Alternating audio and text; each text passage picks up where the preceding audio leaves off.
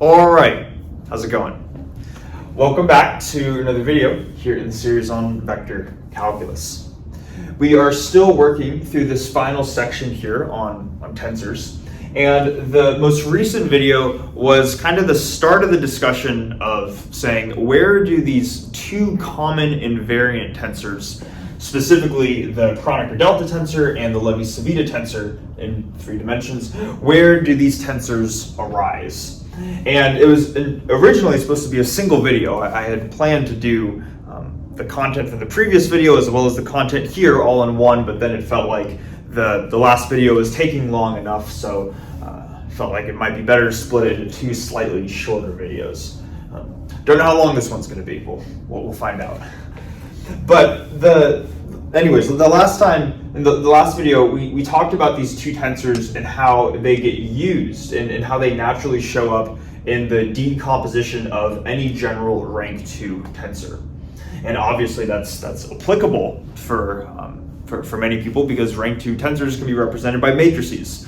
And it's very often that you want to decompose a given matrix. So understanding how to decompose them in terms of these tensors can be quite useful. So what we're going to be doing in this video now is to sort of continue the discussion on how these tensors show up. And to be honest, there are many instances where these tensors show up. They show up all the time. That's probably the actual answer. But one instance where they're quite essential to a given topic is when talking about these things called isotropic tensors. So that's going to be the main goal of this video. The first thing that we're going to do is just define what an isotropic tensor is. And I think as soon as we define it, we're going to see, oh, okay, that kind of makes sense how these tensors are related to it. But we're not just going to define isotropic tensors, we're going to see to the full extent how these two tensors right here are ingrained within the topic of isotropic tensors. And it's kind of interesting. I think it'll be a fun, hopefully short little video. So what I'm going to do is I'm going to erase what I have here. This was just to say this is a continuation from the last video. And then what we're going to do is write out the definition for an isotropic tensor up above and go from there.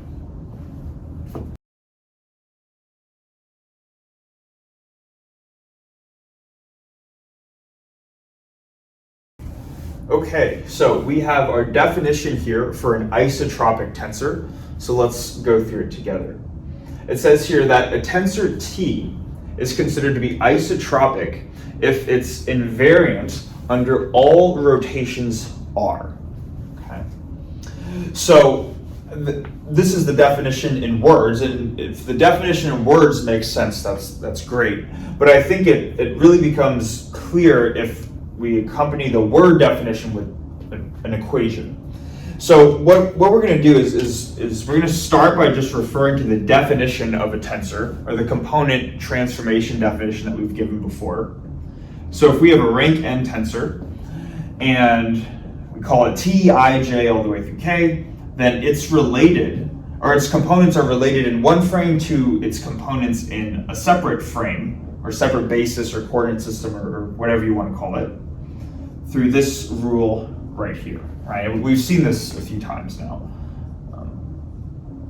S, like this. So components in one coordinate system are related to the components in another coordinate system by this transformation law. Now, this is the general definition for any tensor. Any tensor is going to satisfy this rule right here.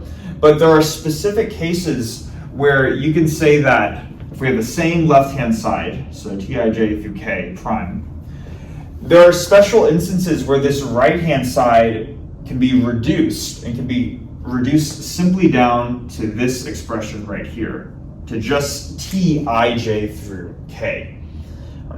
Hopefully it makes sense to you, right? Because there are free indices I, J, and K here. They only show up one time, whereas P, Q, and S show up 2 times, so we're summing over P, Q, and S. So it's possible that for some summations, so I don't say some sums, for certain summations over P, Q, and S, this expression here reduces down to this.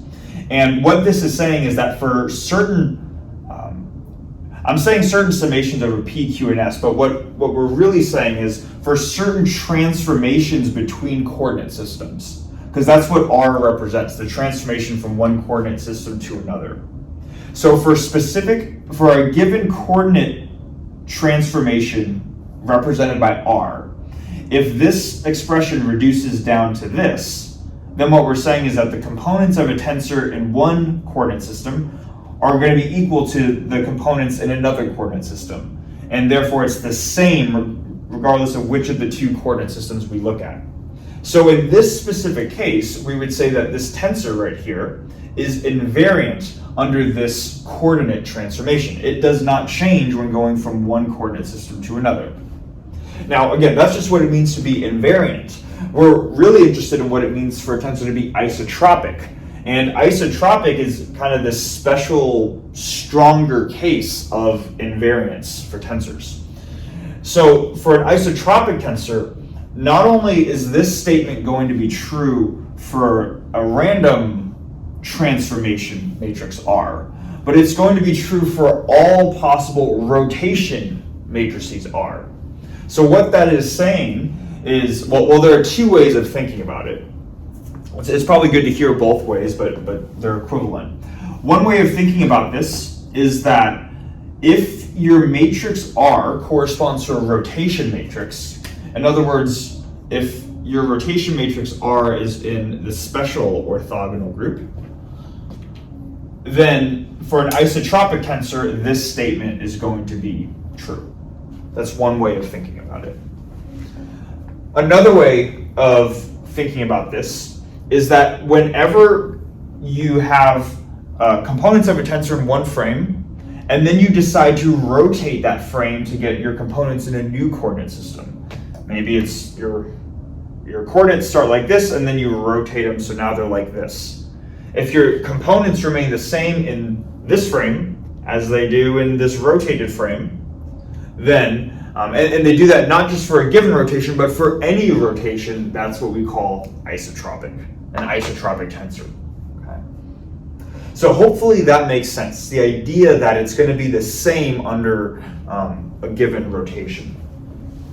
Now, just conceptually too, this concept of being isotropic shows up beyond just the case of tensors. There are things in general that can be isotropic. So just to give an example, let's suppose that this is us right here, a little human smiling, and for whatever reason, we are levitating in the middle of a blue sphere. Hopefully we can see that's blue. This marker's running out. But we're in the middle of the blue sphere. There's nothing under us. We're just levitating in this blue sphere. Okay. What it means to be isotropic is that if we were to fix our location, so we can't move to the left or the right or up or down. We can't move away from the center of the sphere, but we could still turn our head. We could still look up, look left, right, and down. What it means to be isotropic is that as long as our body is fixed, if we turn our head, we will see the same thing, no matter where we turn our head, right? And hopefully that would make sense in the case of if we're in the middle of this blue sphere. Like if we're looking here, it's going to look blue this far away. If we're looking here, it's going to look blue that same distance away. What's the distance? It'd be like the radius of the circle, or the sphere, I should say. So that would be kind of a physical instance of what it would mean to be isotropic. Now, you might be saying, when is this ever physical? When are we ever levitating in the middle of a sphere? And there's actually, that's a valid point, because we're not levitating, right? But there is something, just at least the example that immediately comes to my head of what is to be considered almost isotropic, is if this is us and we're on Earth, and what we're seeing, this blue sphere here, is what's called the cosmic microwave background. This is getting on a slight tangent, but this isn't like a literal real world instance of something that is nearly isotropic.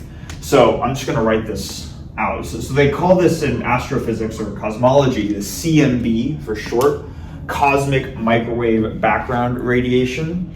Essentially, after the Big Bang, there was a lot of radiation going outwards, and the cosmic microwave background is sort of the leftover remnant from the Big Bang. And for a long time, or not long, not, I guess, well, it's relative what you call a long time, but initially kind of just roughly measuring this radiation right here. This radiation has a temperature to it.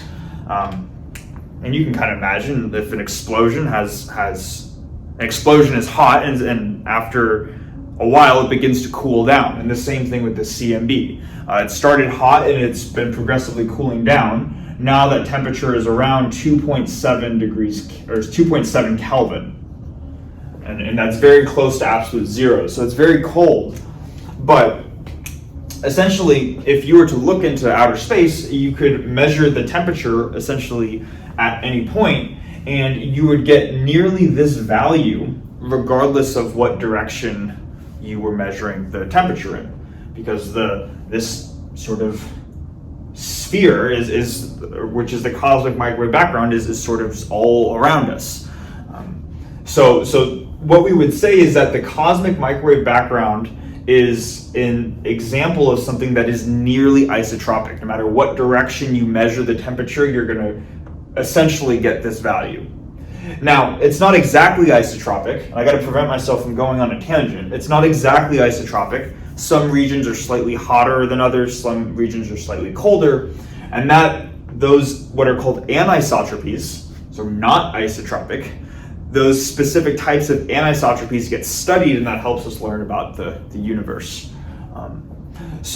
But I wanted to just, the main thing that I wanted to say is that isotropic is not this specific concept related to tensors. It's a general idea that it's sameness under rotations, or orientations is the main idea. And that's an instance where we nearly see it in astrophysics.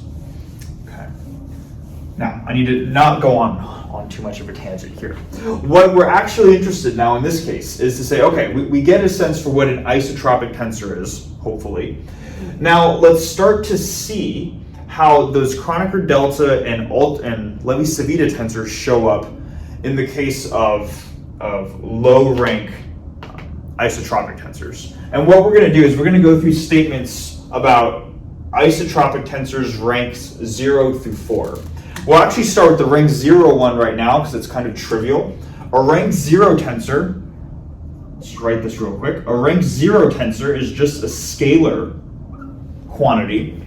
And by definition, really scalar quantities are the same in every given reference frame. So scalar quantities are quantities that have zero indices, so that would just be t equals t prime.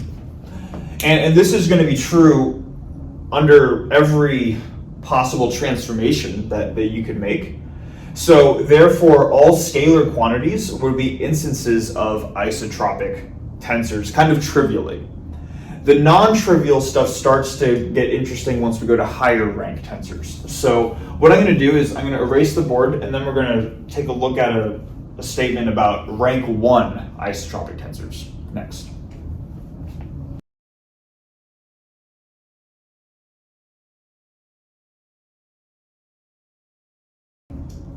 Okay, so we have the first claim up here for isotropic rank 1 tensors. So let's go through it together. It says here that there are no isotropic tensors of rank 1 except for the 0 tensor.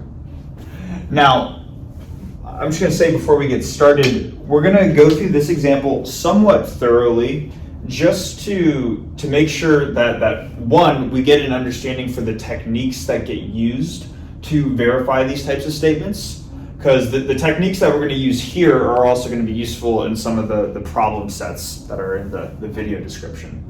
And then two, to really gain an intuition for what we're talking about with these isotropic tensors. Because once we have a strong intuition for them, I think the statement, just reading it, you could just read the statement and kind of think, well, yeah, that makes sense, that should be the case.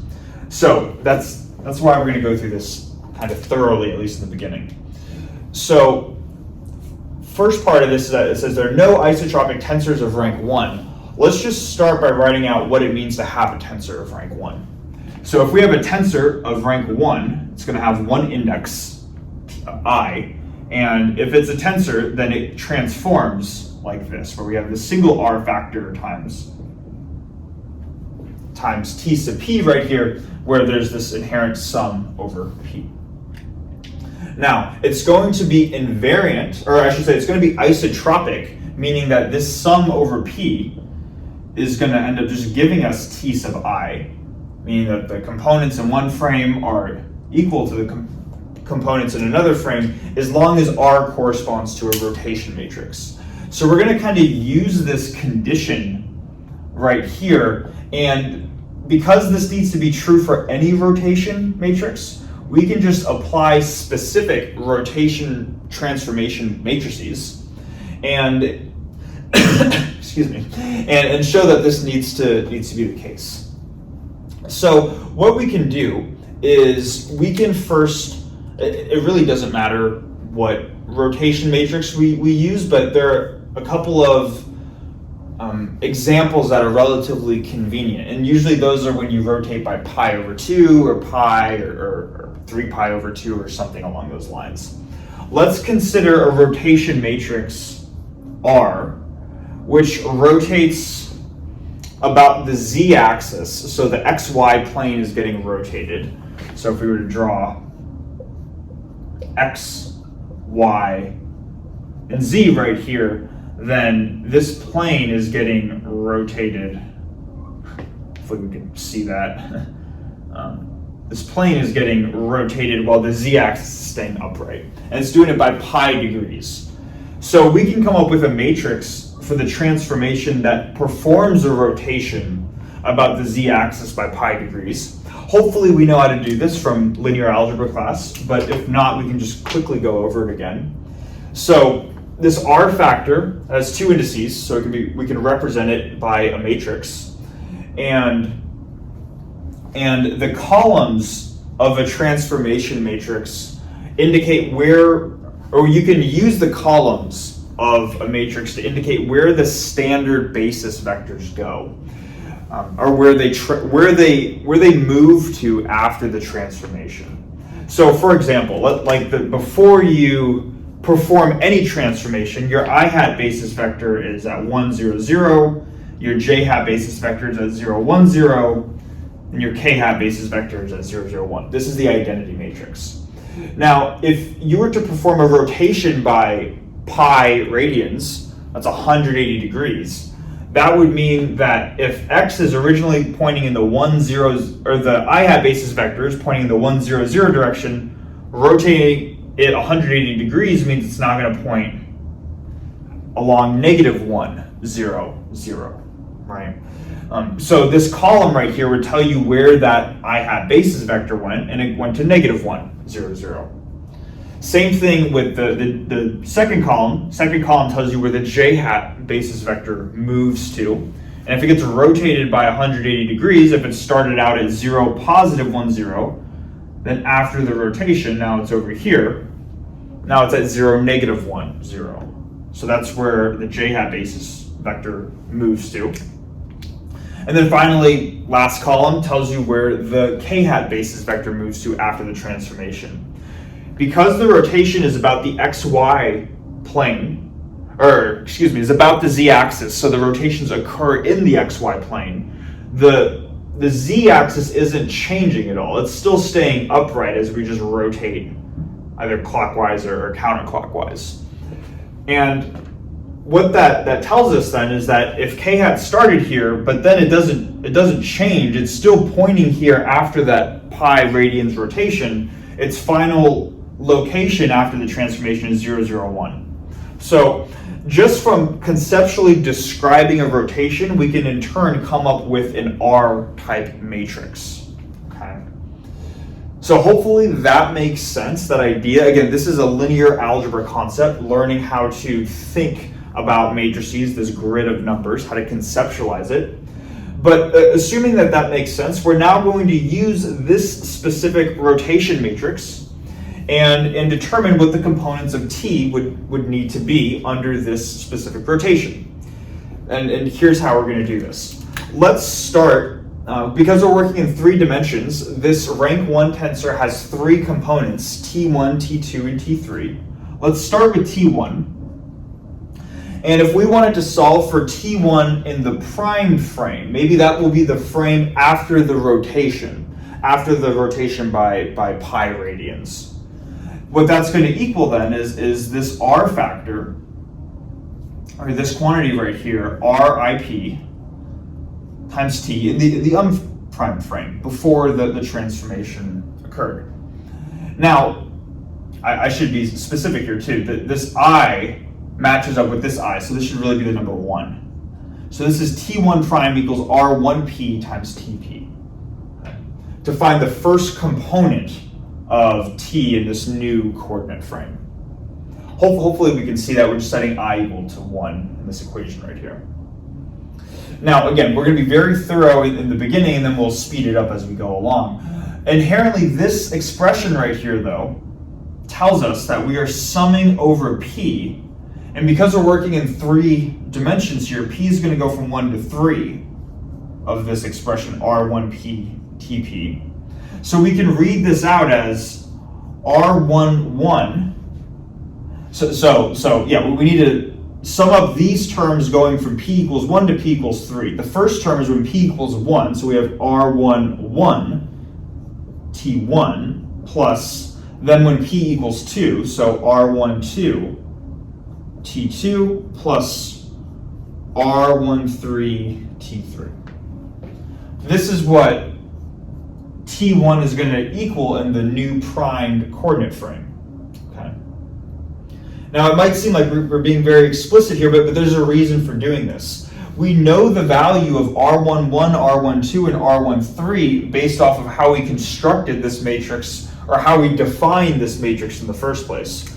A rotation about the z-axis by pi radians will be represented by this transformation matrix right here. So what we can do then is we can say, all right, well, I know what the r11, r12, r13 elements are, so let's plug those in and see what we get. So r11 is this element, so we have -1, or just minus times t1, like this.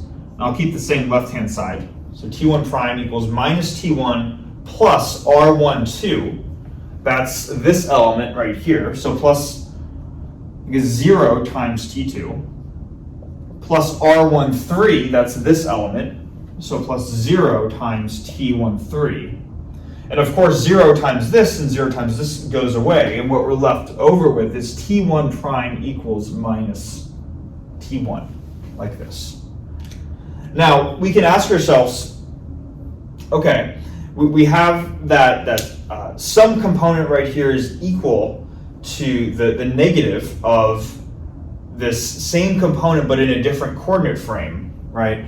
And this would be true, I guess, in general, right? For a general tensor that is transformed by this r factor right here. But specifically for an isotropic tensor, we need to not just have that this is true for a general tensor. For an isotropic tensor, you add on this part right here, that ti prime is equal to ti. So this is what t1 prime equals, but if it's isotropic, it needs to equal t1, right? Notice that this is just I equals 1, and this is just I equals 1 right here.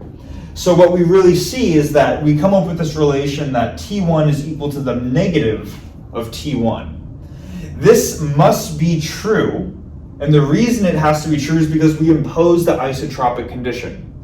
That caused us to get to this relation right here. So because it's isotropic, we see that this must be true, so therefore the only way that a component can equal the negative of itself is if it equals 0. So therefore t1 equals 0. Okay. So hopefully we understand the logic. That's how we can go about determining the component of our tensor t1. We've now come up with a specific numerical value that the first component of our tensor T must have in the case where it's isotropic. All right?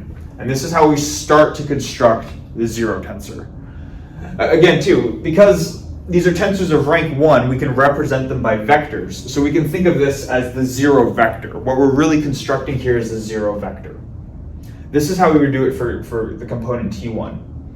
Now, what we could do is then we just need to do this for the remaining components. So we would do this for T2. For T2, let me just write this out. We can use the same matrix right here. T2 prime equals, and I'm just going to start at this point right here. We still apply the same logic, except now rather than having R1p TP, we're going to have R2p TP since we're looking for the component of T2 prime, right? So this is the sum from p equals 1 to 3 of R2p TP. And then, again, we just evaluate the sum. So this is R21 T1 plus R22 T2 plus R23 T3. All right. And then we just go through the same process. So R21 is this element right here. So that's just 0. So that goes away. Incidentally, T1 is also 0, but it doesn't matter. It equals 0. Plus R22, that's this element. So now we get a non-zero value. This is minus 1, or just a negative sign, times T2. We don't know what T2 is yet, so we're going to just leave it arbitrarily like that. And then finally, plus R23, that's this element right here. So 0 times whatever is 0. So what we get then is that T2 prime equals minus T2. Now, again, this is what would be true for a general tensor under this transformation right here. But in the case where the tensor is isotropic, T2 prime needs to equal T2. So this equation, T2 prime, it already equals minus T2. So this is already established just for a general tensor. For an isotropic tensor, this needs to equal T2. And then the same logic applies. The only way that a component can equal its negative is if that component itself is 0. So therefore we get that T2 is also 0. So we've done this for T1 and T2. What you could see might happen though is that the reason this worked out, the reason both of these components went to 0 is because the negative of a component equaled the component itself. We got the negative signs from here, and the reason the negative equaled the component was from the isotropic part. If we were to extend this out to T3, notice there's no negative sign right here. So if we went through the same logic, we would just get that T3 equals T3. And what that might seem like initially is to say, okay, well, the 1 component can be 0, the 2 component can be 0, but the 3 component can be arbitrary, right? And it might seem like that's the case if this is the only rotation matrix that you apply. But again, what's nice, or what makes isotropic tensors special is that this condition is not just applied for a given rotation matrix, for a specific rotation matrix R, but it's true for any rotation matrix R.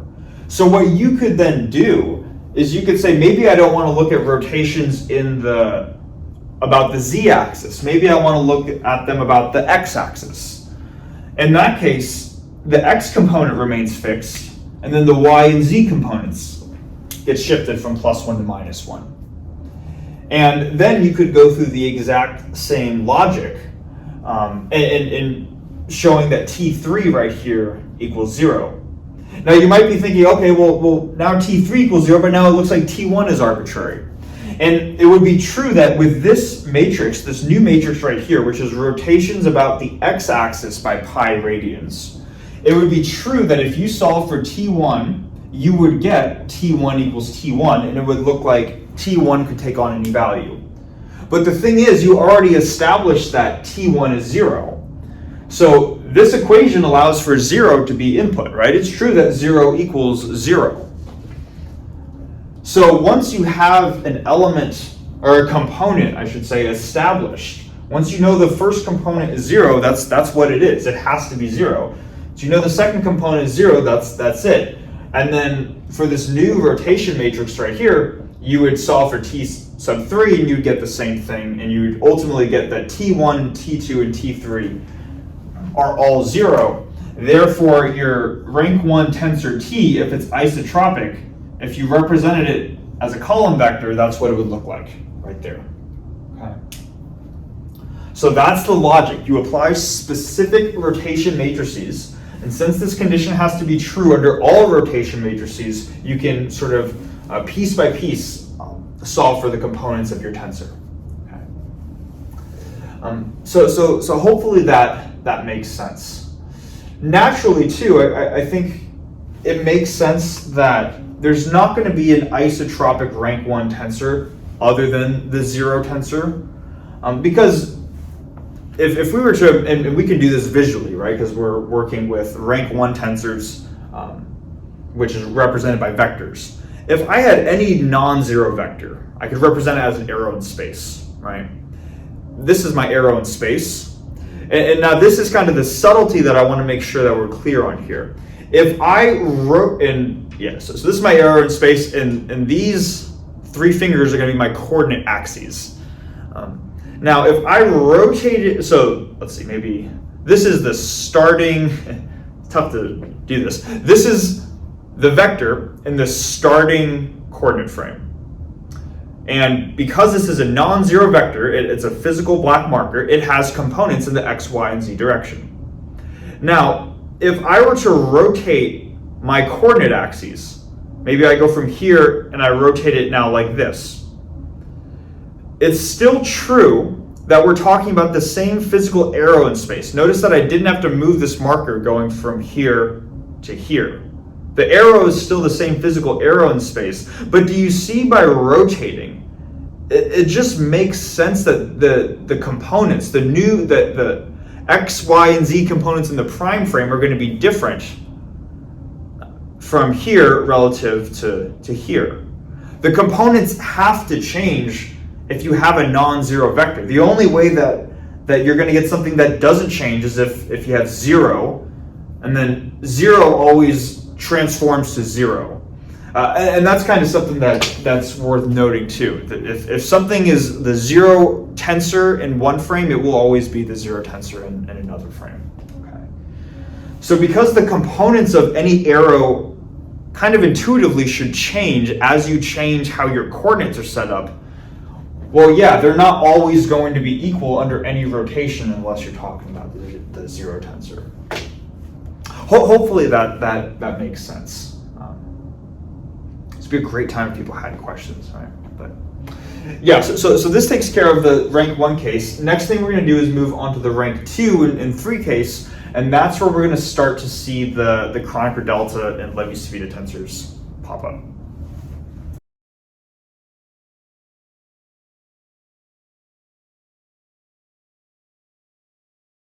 All right, so this statement here is for rank 2 isotropic tensors, and it says here that the most general rank 2 isotropic tensor, Tij, is going to be of the form alpha times the Kronecker delta tensor, delta ij, for some scalar alpha. Okay. It's going to be our goal to show that this is the case.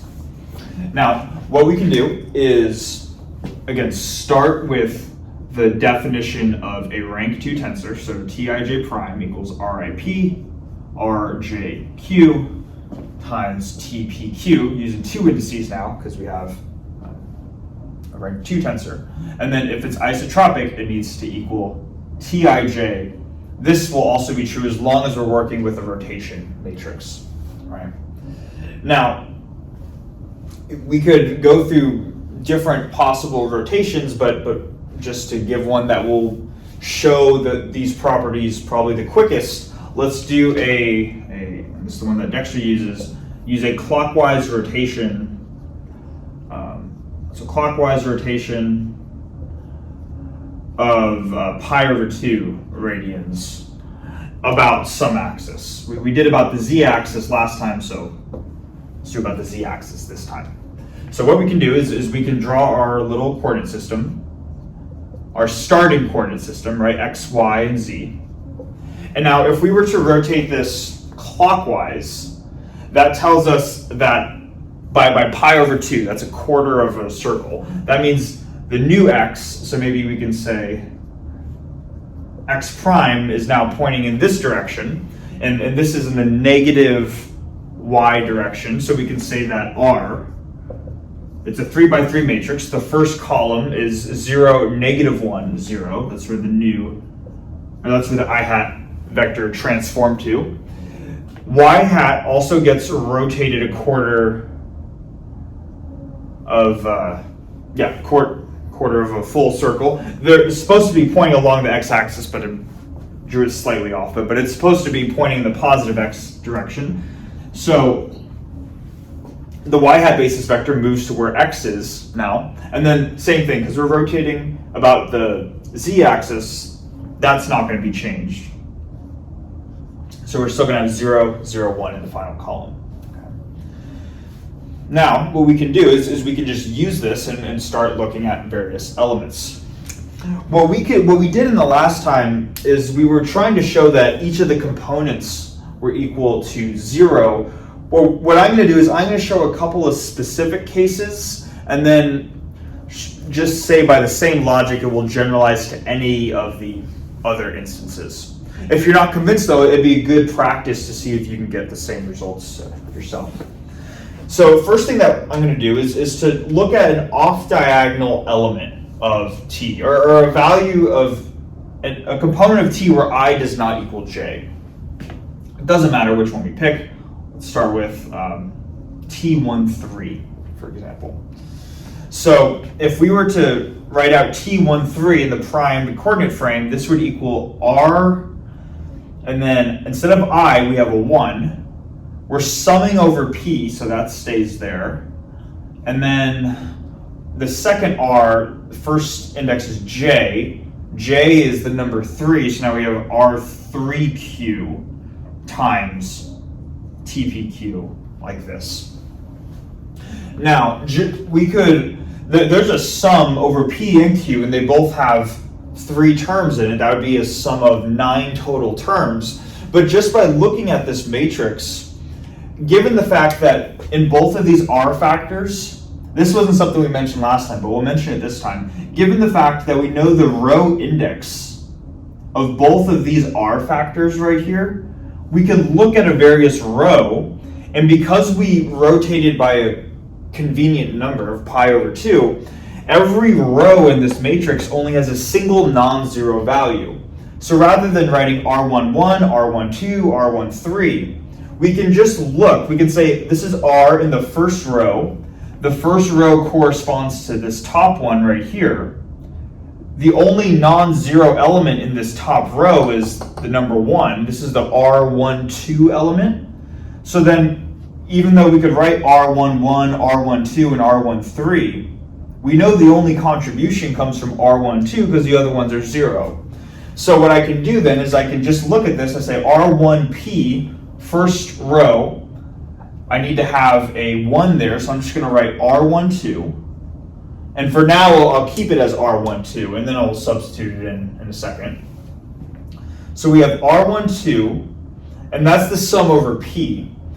Then R12 is multiplied by this quantity right here. So it's multiplied by another R factor, whose first index is 3.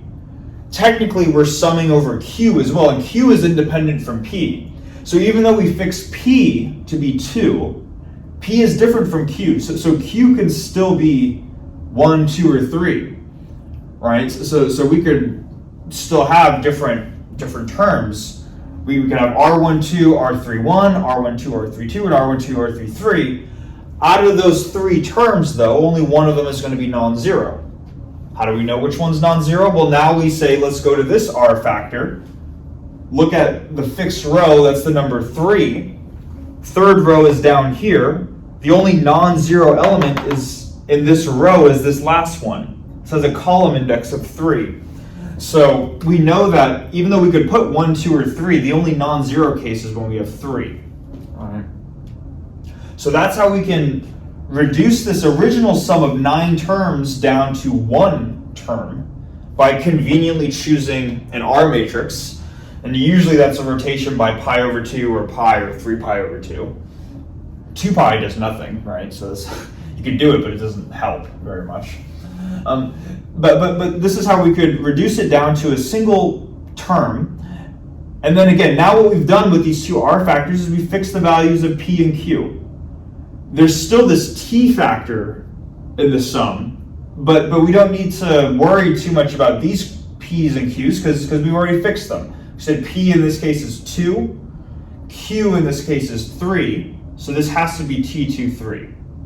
Now let's just substitute in what the values are for R12 and R33. You can just do this over here. R12 is plus 1, so this is 1 for R12. R33 is plus 1, so that's the number 1 times T23, or just T23, like this. So what we've seen is that T13 prime is equal to T23. This would be true for a general tensor of rank 2 that undergoes this transformation right here. Now, if it's isotropic, the prime value needs to equal the unprimed value. So this is the primed 1,3 component, and it needs to equal the unprimed same component of T13. So because we have an isotropic tensor here, what we've just established is this condition right here. T13 equals T23. And that's all we can do at that point. Okay.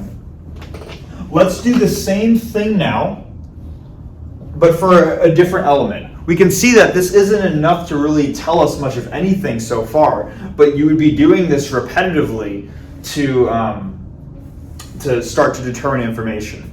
And normally the way this kind of works is, let's say you just started with an off-diagonal element, T13, and in the prime frame, and you got that in the prime frame it equals 2,3 in the unprimed frame.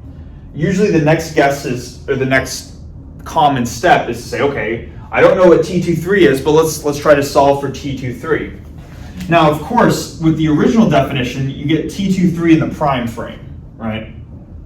My logic from going from here to here is that T23 is the same as T23 right here. Even though we're solving for T23 in the prime frame, I know because it's isotropic, this has to equal T23 in the unprimed frame. So just by solving for T23 through this standard procedure in the prime frame, you're going to get that same value in the unprimed frame. So that's why you can kind of just step by step go through it like that. So let's do this, and let's go slightly quicker. T23 prime is going to equal R2P, R3Q, still TPQ. And then same thing, R2P, we look at the second row, only the first element is non-zero, so this is R21 times R3, and then the third element, so R33. And then again, that fixes the values for this T element. We're going to have P, let's see, yeah, P is 1, Q is 3. Now, if we just sub in the values, R21, this element is minus 1. So we have minus 1 times R33, which is 1 times T13, which is minus T13. So what we've ultimately determined from this relation is that T23 prime is equal to minus T13. But again, because this is isotropic, this needs to equal T23. So we get this relation for an isotropic tensor right here. And now it's at this relation, it's at this point where we have two boxed identities. One says that the T23 component is equal to T13. The other one says that the T23 component is minus the same thing. The only way that T23 can equal something, whatever this is, and T23 can equal the negative of that same thing, is if T23 itself is 0. So you say that from these two box relations, you can imply that T23 is 0, and then just plug in 0, and that also therefore implies that T13 is 0. So that's how you can you have to do a little bit more work for the higher order cases, but you can sort of just piece together components through the same set of logic right here, and you can get that these components need to be 0. I'm going to just say now, in the general case, whenever you have off-diagonal elements, you could go through this logic and get that they're both 0. This supports the idea that our rank 2 tensor has the form that is proportional to delta ij. Because with delta ij, whenever I and j are not equal to each other, we get 0. And that's what we see right here so far. So I'm going to say that, let's just suppose that we've done this for all of the off-diagonal elements. If you're not convinced, try it yourself for some other off-diagonal elements, and maybe try for a different rotation matrix. Same thing, pi over 2, but maybe about the x or the y axis. What we're going to do now, I'm going to erase the board. Then we're going to finally look at a case where when I equals j, that would be either T11 prime or T22 prime or something along those lines, and then that will give us the full identity at that point. Okay, so for this rank 2 case, we just saw that, or I guess in a specific instance, that whenever you had components of this tensor where I was not equal to j, you ultimately got 0. And then we claimed that for different R matrices, you could generalize this as well. What we're going to do now is to again, just show the case where I is equal to j and what happens there. So again, it doesn't matter which values we take, but let's just look at T11 maybe in the prime frame. This is going to be R1P, R1Q, TPQ, like this. And then this is kind of nice because we know that this sum is going to we only need to look in the first row for both of these. That's kind of the nice thing about working with two indices are the same. Same first row means this is the only non-zero element, so we're going to have R12, R12. And notice too that when we're working with a case like this, we're working with a diagonal an element along the main diagonal. We get these factors, and they're the same factors. So it wouldn't have mattered if we picked T11 prime, T22 prime, T33 prime. We're ultimately squaring whatever the non-zero value is of this, whatever the non-zero element is in the matrix. So we're going to get a positive value as an output. It's this quantity squared times T PQ, that's 2, like this. Ultimately, this is the number 1 squared, so this is just T22. And then we end up getting that T11 prime is equal to T22 for a general tensor. And then the isotropic condition tells us that T11 in the prime frame is T11 in the unprimed frame. So we get that this is true right here. Now, you could go about doing this for any given matrix, and the only condition that you could ultimately show is that one diagonal element is equal to another. So what this is saying though is that this could be 1, T11 could be 1 when T22 is 1. In the case where that's true, then your tensor is just the Kronecker delta tensor. It's 0 when I is not equal to j, and it's 1 when I is equal to j. But notice that 1 isn't the only number that works here. We could also put, I don't know, we could say 15 is equal to 15. T11 could be 15, T22 could be 15. As long as the main diagonal elements are equal to each other, then that's the only thing really imposed by this isotropic condition right here. So whatever this common main diagonal element is equal to, if it was 15, that would be the value of alpha in this tensor right here.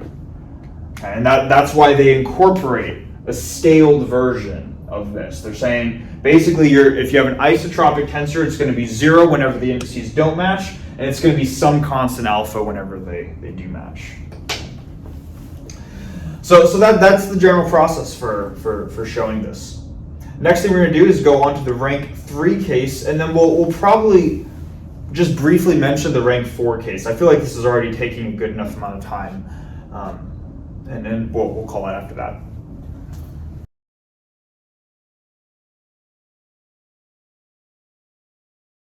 All right, so for the rank 2 tensor, we saw that the most general isotropic one was a scaled version of the Kronecker delta tensor.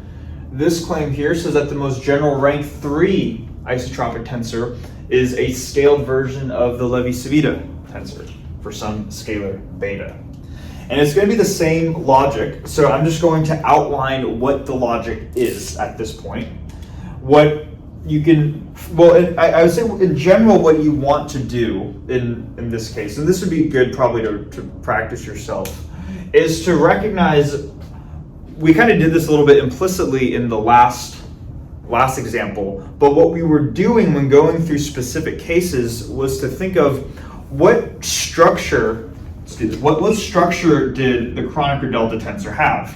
And we knew that it was 1 when the indices were equal, and 0 when the indices were not equal to each other. So, and we kind of used that to try to figure out what elements to solve for. Now, it wasn't too important in the previous example, which is why we didn't really mention it. But once we start getting to higher rank 3 and especially higher, the number of indices starts to become very important. So you want to start thinking about what is the structure of this tensor right here? What properties does it satisfy? The property we're going to first look at is that whenever you have a repeated index, whenever I is equal to j or equal to k or j is equal to k, or a combination of those, then your tensor is 0. Epsilon ijk is 0. So to do that, you could look at a rotation matrix, kind of like the first one we did with the rank 1 case, where you had a rotation about the, I think it was a z-axis. So we could say, if we had the same rotation about the z-axis, -1, -1, 1, this was our rotation matrix right here. And then we could just go about solving for a component of t. Now, let's see, I don't think it really matters. What you could always do too is you could always just try, let's do 1, 1, 3. You could try a component, and then if it doesn't work, or if you find like it doesn't give you much information, just change the rotation matrix you're working with, or change the element that you're working with. You do enough of these, you're bound to get some information out of it. So T113 prime is R1P, R1Q, R1S, TPQS. Now we have 3 indices because we have a rank 3 tensor, right? Same thing, we're just going to go about this. Let's actually do this. Let's do, just looking at this, let's do 1, 3, 3. 1, 1, 3 would probably be satisfied with a different matrix. 1, 1, 3, 3 looks nice though, and here's why. If we have 1, 3, 3, oh, these all need to be 3s, right? Excuse me. 1, 3, 3, 1, 3, 3. Right. Now, R1P is going to be R11, R3Q is R33, and then R3S is also R33. And then instead of TPQS, we have T1, also 1, 3, 3, like this. Okay. And it's at this point we just say, okay, what are the values specified by this matrix? R11 is -1, R33 is +1, R33 is +1, so this is just minus T133. I wanted 2 factors of 3, so I'd get 2 factors of 1, so I'd have just a negative sign. So now my relation is T133 prime is equal to minus T133 for a general tensor. And then the isotropic condition tells us that this needs to equal T133 in the unprimed frame. So the isotropic condition gives us this right here. So we see that this element is equal to its negative, and hence it's equal to 0. Okay. So this is kind of the general process. I'll just do it for one of the elements right? But this is the process that you could go through. You could do the same thing. This would also check out with elements, let's write them out here, T111 and T222. These have repeated indices, so the epsilon tensor should be 0. And if you were to do this, you would get this element cubed or this element cubed for your R factors, so then you would see the same thing. You wouldn't see it with T3 T with 3 3s, but you could just do a rotation matrix of pi radians about a different axes and you would get the same thing. So that's how you would show it for the getting 0 for the epsilon, or I should say 0 for the rank 3 tensor, which has the same property as the epsilon tensor. Then for a case where you get a non-zero element right here, you need all the indices to be different, right? In this case, let's go back to the matrix where now we're looking at a matrix of that pi over 2 clockwise rotation about the z-axis. So then I went to -1, if I remember. Let's see, -1, and then this went to 1 0 0 like this. This is just another. Really, the specifics don't matter as long as it corresponds to a rotation matrix, right? So this is a rotation matrix, so we can apply the isotropic condition to it. Now let's go about trying to think of a potential non-zero element. Dexter had one in his lecture notes. I forgot which one it was, so I'm just going to write T123 prime. This is an instance where the I, the J, and the K indices are all different from each other. So according to the epsilon tensor, if our rank 3 tensor is in fact a scaled version of the epsilon tensor, then we should get a non-zero value. We should not get that T123 prime is equal to negative T123. Or we should not get that this thing is equal to the negative of itself, right? So let's see how we would do this. So this is equal to R1P. It's the same idea. R2Q, R3S times TPQS, like this. R1P is non-zero at R12. R2Q is non-zero at R21.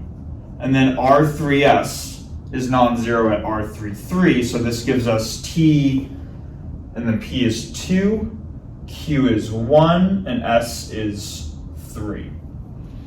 So again, now we just plug these conditions in right here. And let's see, R12 is 1, times R21 is -1, times R33 is 1, times this element, T213.